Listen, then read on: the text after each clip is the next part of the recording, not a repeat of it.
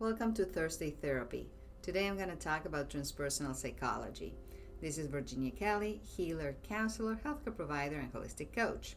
Transpersonal psychology, aka spiritual psychology, is the field of psychology that is non-secular, meaning not divorced from spirituality or religious beliefs. Transpersonal psychology is one of the least known fields in psychology and started in the 60s in an attempt to establish a fourth force in the field, following the psychodynamic, behavioral, and humanistic approaches. The fourth force is the spiritual aspect and transcendental form of psychology. It had grown out of the humanistic psychology, and it was strongly influenced by the human counterculture movement of the 60s in the wave of the psychoexperimentation with psychedelics, meditation, and other forms of consciousness altering practices. Transpersonal psychology as well integrates Eastern traditions and philosophies into Western psychology, anywhere from Buddhism, Hinduism, yoga, and beyond. It establishes that the so-called normal, meaning based on the norm, way of being is somehow limited and does not access the full potential of human experience, nor explores expansive states of consciousness and awareness, what we call awakening. In fact, most awakening experiences actually happen in secular contexts, so philosophy and mysticisms are not required, as transpersonal experiences do not happen mostly during meditation, but actually while people are relaxing in nature or during creative activities.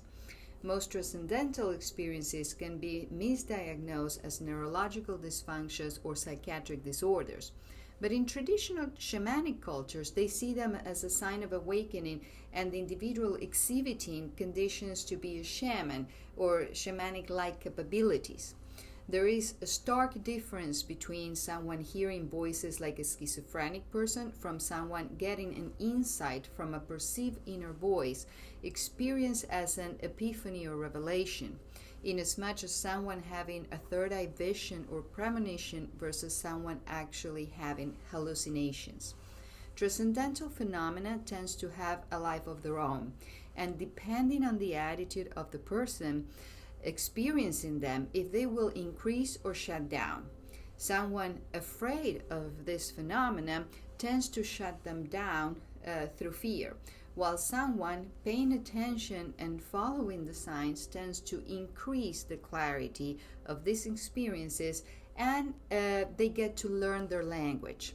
Because it's a language that we're not used to, it's subject to interpretation, and therefore, depending on our filter, misinterpretation too. So, this is when a transpersonal therapist who has gone through the experience can be of great help.